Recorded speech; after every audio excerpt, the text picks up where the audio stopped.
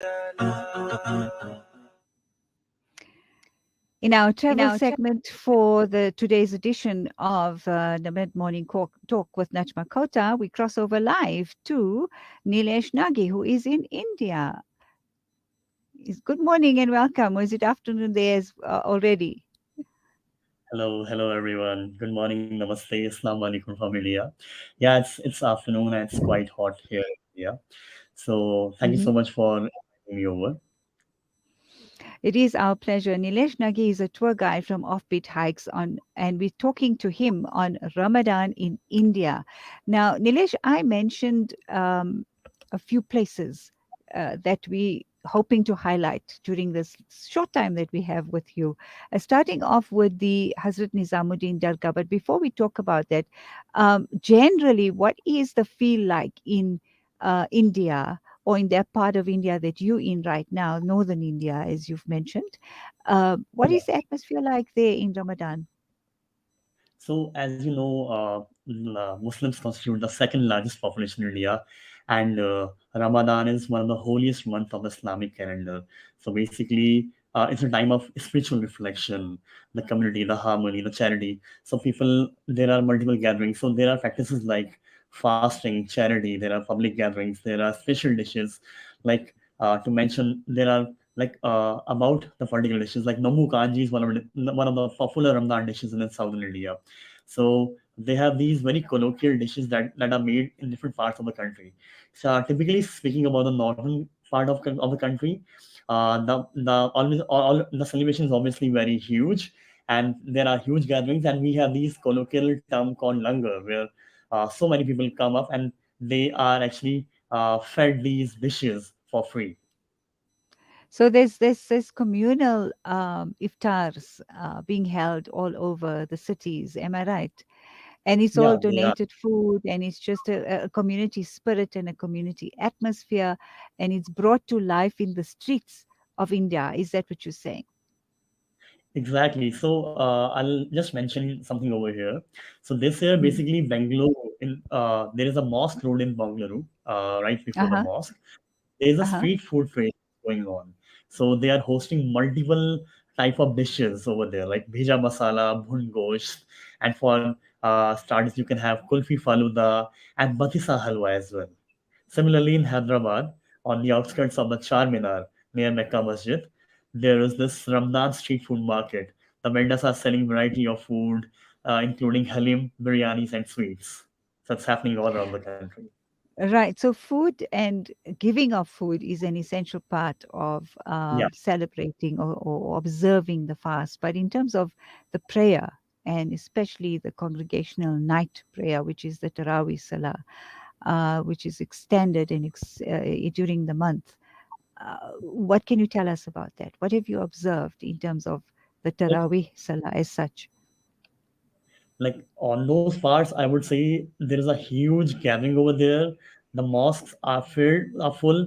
Like even the mosque which have the capacity of hosting 25 to 30,000 people at the same time, there is no place to actually stand inside. So what happens is there are these huge corridors outside the mosque. So people are offering Hmm. namaz in those places as well. Apart from it, if we talk about some places in Delhi, the mosques in Delhi, the people But they are mhm. actually doing it on the streets due to lack of places. But yeah, the celebration is huge, and people the offering of prayers is on a huge scale. Right. As I look at the pictures coming off the Makkah Mosque in Hyderabad, for example, or the Tajul Masjid in Bhopal, the architecture is is striking. It's not Yeah. modern. What can you tell us about those mosques? Okay, so basically, the Mughal dynasties, it all starts from the Delhi Sultanate, the people Right. from the Uzbek and the Mongolian dynasties. So after crossing Hindu Kush, they found the atmosphere, the geographical conditions to be very suitable. So for the next 700 years, we see different Mughal sultanates, different Delhi sultanates over here. So somehow there is a huge impact of the architecture over here. So if we talk about, let's talk about Jama Masjid. So we can see Right. it is one of the mosques around the world. It reflects the Indo-Persian architecture. Similarly, if we talk about the Taj ul Masjid, that is known as the crown of mosques in India, and Believe me, it can host on. It is on facts actually. 1 lakh people they can pray here at the same time. So the lentil, there are fancy kiosks as you can see. There are huge minarets. The kiosks are the small windows through which allows the air to pass in. And somehow in a country like India, where the average temperature during the summers goes up to 45, 48 degrees Celsius, and talking Mm-hmm. about Delhi, you enter Jama Masjid, you Right. won't feel that it's scaring the hell out of you. It's cool inside because of the architecture. So architecture is definitely it's incredible piece of work. It's marvelous on its part. Mm-hmm. And what did you say is the influence there? Is it the Mughal influence? It's there are three influences actually. When we talk about the Right. Mughal Sultanate, it's Mughal architecture that draws Right. its inspiration from Indo-Persian architecture. But when we talk Right. about the masjids like Makkah Masjid or Right. Tajul Masjid, they draw their Mm-hmm. inspiration from Uzbekistan as well as from Turkey. The huge mosque that is over there, we have these huge domes that are inspired from these places. And apart from that, Mm. if we talk about let's say the later empires, the Lodi empire. So there are mosques. They center around there is a huge use of red sandstone, limestone over there. So there are Uh-huh. fancy kiosks. So we have seen the amalgamation of different cultures in this country that way. Right. Just as a matter of interest, mosques are, a place for community to meet. It's a community Yeah, meeting place as such. It's not just used for prayer places. So, yeah. as a prayer place, when you talk about kiosks, is it that brings in the community, the people, to the mosque? Is that a regular activity as such in those mosques? Because I've seen that in It is places like actually like Turkey. Yeah, I'm yeah, sorry. It is actually like honestly, these architecture places they have been set up. They have been under the observation of Archaeological Survey of India, and people from all over the world they turn to these places to simply look at the fancy architecture. Like if we talk right. about uh, Taj Mahal as well, it was a Hmm. mosque. Sometimes back it was a mosque, and now given the type of architecture it is one of the seven wonders of the world, and this is why it is actually preserved in a way that it is not being altered by the modern community, modern civilization. Also, coming to your question, yeah, definitely, it's not just the Muslims or the Christians or the Hindus that are visiting. All the religions they come around, they visit these places. I personally, I love to visit Jama Masjid, not just because of the architecture, but because of the street food as well. The Makkah Masjid, Uh-huh. the Taj Ul Masjid, it's huge. Like you should visit sometime. I would love to show you around. Inshallah. Oh, I'd love to. It sounds so tempting. Just in terms of, for example, the Makkah Mosque in Hyderabad, the historic Yeah, Mecca Masjid is located adjacent to Charminar in a southwest yeah, direction. The yeah. construction of this mosque started in the year 1614 by Sultan Muhammad Qutb Shah and was Aurangzeb who completed it in 1693. It is one of the Yeah. largest mosques in India with a capacity of 10,000 people. Now, what strikes me is very interesting is that it was built in that century and is still preserved and restored in its original glamour and grace. It is actually like when we are talking about the architecture. So Hmm. again, the type of material that has been used, the type of again the type of kiosk, the type of windows, type of minarets that have been used in those times. Somehow, if we Mm. talk about, we see the natural disasters happening, the catastrophes happening all the time. Somehow we see this architecture like there's a pulse, there's a we use the word dal. It's the other dal. So back in those days, it was not only used for eating but for architecture, for construction as well. Somehow Oh my, the cement that it's mixed to, it still stands at all even in the modern days. And somehow when we see the Victorian architecture, the Gothic architecture, uh, great. I would say as strong as they are in those arenas, if we talk about these architectures, the Makkah Masjid, like you said, it's based from the 14th century. So Right. still it's tall because of the use of the mixture that has been used to actually make the whole architecture. How interesting. Let's talk about the Shah Jahani Mosque in Ajmer. What I find very interesting is that it's a masterpiece. Mughal Emperor Shah Jahan built it, so we can just imagine the carvings, the beautiful carvings. But in Ramadan, there are hotels which provide free accommodation to pilgrims, to restaurants holding mass feasts for free. That's incredible. It is actually like we use the word langar over here. So langar is a Hmm. colloquial word where there are so many people, there are so many poor people. I remember back in my Right. school days, there was this story known as Hamid Ka Chimta, the tongs used by Hamid. So he went to the this market. He wanted to buy something for himself. Instead, he buys a pair of tongs for his mother because his mother would cook chapatis for him, and her hands were burned because of it. So it's the mentality of a small child who's only 4 years old. He would Uh-huh. sacrifice his own desires to buy something for his mother. And I think this is Uh, what the holiest month of Islam, this Ramadan month signifies. The charity, the feeling of actually empathizing with the other person, empathizing with your family. So yeah, there are langars, the poor people they can't afford it. So there are people who actually offer these langars, these foods for free to these people. Again, like I would just add something to that.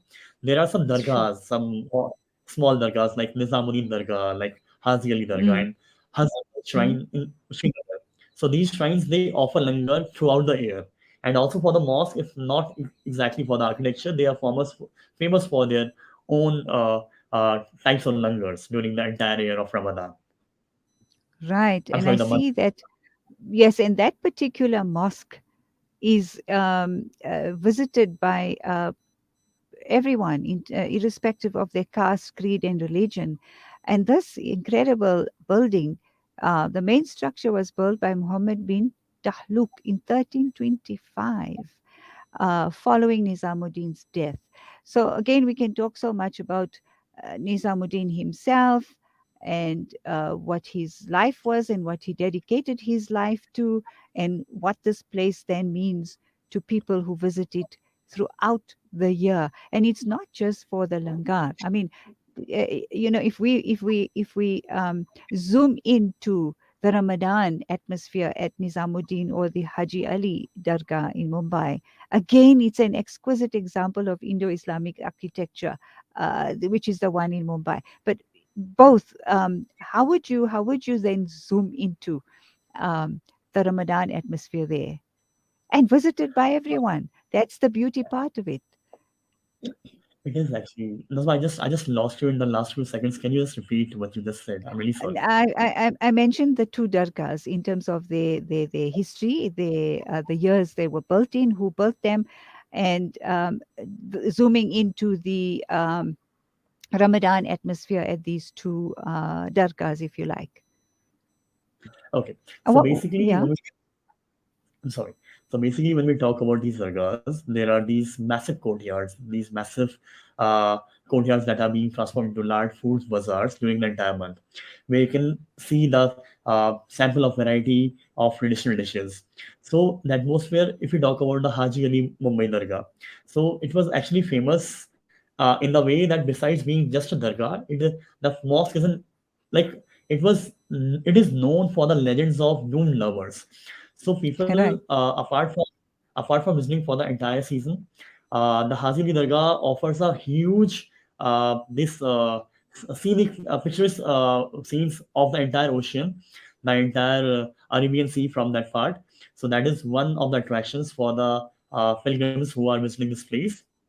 Again, if we talk about the other Dargah, Nizamuddin Dargah. So Nizamuddin, he dedicated his entire life for the lives of people, for actually spreading the Hanafi sect of Islam. So people, it is like it has been portrayed, it has been like displayed in a way where you can find this peaceful message from Nizamuddin, like how to live with harmony and brotherhood. So these two places have their own entire set of atmosphere. I don't think that there is a comparison if you like, even if they are dedicated to a particular sect, there's no comparison between the two Mm, dargahs. That it is entirely different in both the arenas. What is similar is the sense of brotherhood and the sense of charity in both the places. mm. And that is, well, we know outside of Ramadan as well, but in terms of the Ramadan atmosphere and the prayers, the iftars, is it any different? It is actually, in a way, Nizamuni is built in a very close spaces. So there is a huge gathering, there is a huge space. So sometimes the Nizamuni doesn't offer that much amount of uh, uh, uh, attendance to people who are visiting the places. On the other hand, if we talk about Haji Ali Dargah, Mumbai, it is one of the places where there's a maximum attendance of people during the Ramadan season, because Mumbai being a place often known for Bollywood, so there is a huge difference if we talk about Haji Ali Dargah, Mumbai. It's huge. There's a mosque behind the Haji Ali Dargah, and yeah, the atmosphere is definitely different. Hmm. Now, what I find quite interesting is that Haji Ali himself, Haji Ali Shah Bukhari is his full name. Um, he was a Sufi saint and a wealthy merchant from Uzbekistan. What brought him from Uzbekistan to India? So basically, there is a legend actually. So Haji Ali, he was a wealthy merchant in Uzbekistan, like you said. So he was a very wealthy merchant. So there was this woman who was actually carrying who was actually very sad. And when Haji Ali asked her why is she sad, she just told him that it was my husband who actually abuses me, who beats me up, and she was carrying this oil with her to for her daily use. So while walking away, she just spilled the entire oil on the ground. Seeing that Haji Ali, he actually inserted his finger inside the earth, and he brought the oil out from the earth. Later that night, as the legend says, uh, he was like there was this dream that he had, that Mother Earth is not receptive about the fact that he was hurting Mother Earth by actually pointing the finger. This is when he decided to leave his place, and in the search of peace and harmony, he went from one place to another until he actually landed to Mumbai, and this is where he decided to have a seat in Haji Ali Dargah, and it was built after his demise. Right, in his honor. Um, sure, we can talk a lot more about the legends of and even doomed lovers that go there, but that's just the visitors, I suppose, during the year. Again, when we talk about the spirit of Ramadan in India, as one specific video that's been doing its rounds on social media on a city in Tamil Nadu. This practice is going on for 40 years where the Hindu community or the Tamil community feeds the Muslims in a specific mosque. And what's really endearing about it is that the people feeding the Muslims would wear the hat, the topi as we call it, um, Yeah. in respect to the people they are serving. And that brings about such an incredible community spirit. Apart from what we've been hearing about how Muslims have been marginalized and discriminated and, in fact, oppressed in India, this, I think, brings out a little bit of hope for Muslims living in India. What's your view on this? I think if we talk about if we talk about country like India, if we talk about be it any other country, there's definitely a communal harmony in India. Like I said, Muslims constitute the second largest religious community in India. Uh, I think talking about the differences, there are multiple differences not just in the countries but within the families as well. But I think rather than subjecting to political solutions, or subjecting to actually solutions which are actually inviting violence, or atmosphere which is very rugged in that sense, I think peace and harmony could be the first option where we could actually sample the brotherhood, the sense of brotherhood among the communities. So yeah, there are definitely problems, but I think the solutions are lies within as well. Uh-huh. So, Neelesh Negi, a tour guide from Offbeat Hikes on Ramadan in India, that's been quite enlightening, and I wish we had more time to talk more about all of these places. But very quickly, tell us about yourself before we conclude Okay, this discussion. Hmm. all right. So I work as a journalist right now. So I work as a producer. Apart from that, I am based out of Dehradun. It's a small city, a small hamlet in the northern India. It's the capital of the state of Uttarakhand. Apart from that, I actually work with these fellow hikers under Offbeat Hikes. And if you are ever planning to visit Uttarakhand or Himalayas, I am more than happy to show you around. Oh, it's one of the most beautiful places on earth, but also in India, the Himalayas. And shoo, yes, indeed, I'll take you up on that offer, inshallah. Nilesh, thank you so Inshallah. much for joining us this afternoon. All the best for the rest of the week, and we hope to catch up with you again. Thank you so much. Thank you so much, Nazwa. Thank you, everyone. Namaste. Okay, salam, namaste. Salam. All Namaste. right. That brings us to the end of today's edition of Mid Morning Talk with Najma Khota. Tomorrow, we look forward to our Ramadan series, where we bring you Psychology of Ramadan with Sayyid Jamaluddin Miri of the ISIP. And then in our second segment, it is Rumi, the history and his teaching with Brother Abu Bakr Karolia. And then in our last segment, which is the preservation of the Holy Quran, we speak to Kari Bashir Patel. Be sure to be with us tomorrow, inshallah, with Najma Khota on Salam Media. Assalamu alaikum.